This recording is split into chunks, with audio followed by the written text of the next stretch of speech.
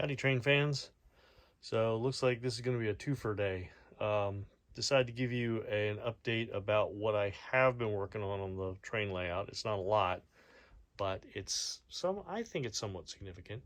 I did dig out my Heinz Pickle Factory building, and I think that's going to be a great location for it.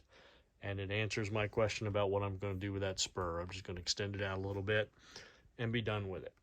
But what you can see I have done is I've gotten my crossover in, the holes drilled for the tortoise switch machines, my main line out and around, and connected back in over here.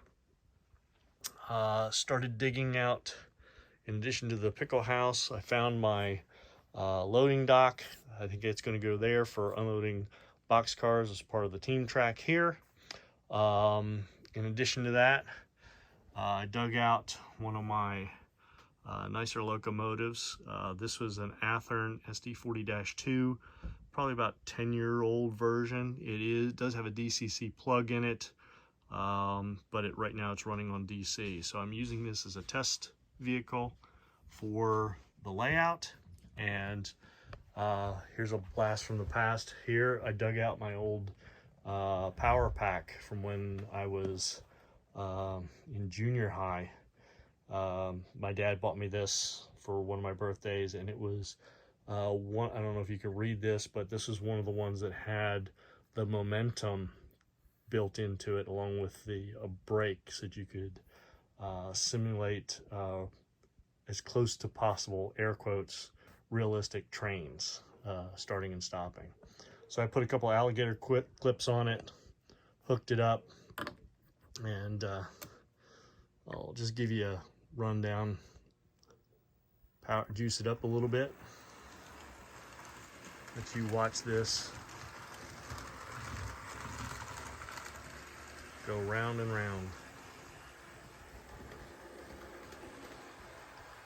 Now I did connect up more cars to this, but one thing I did come across, and I knew it was going to probably happen, is these KD uncoupling ramps. Depending on how much slack is in the couplers, it's decoupling the cars on the fly. The one you just saw there, I've got one over here, and then I also have one there as well, and it's looking like I'm gonna have to dig those suckers out and do something else.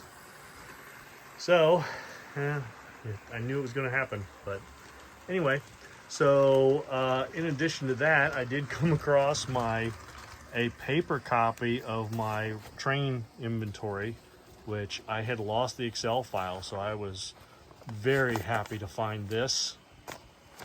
I'm going to put that into one of these inventory apps. I think there's a Woodland Scenics one I've been looking at that I'm going to use. That way when I go to train shows, I don't duplicate stuff. But I've also got some inventorying to do. But anyway, there's a quick update of the layout.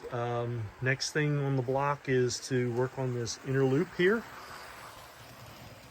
over to and complete the passing siding.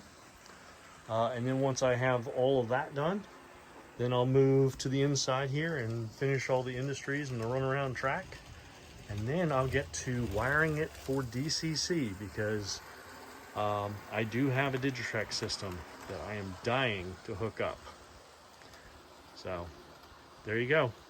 Well, we'll see you on down the tracks. Later.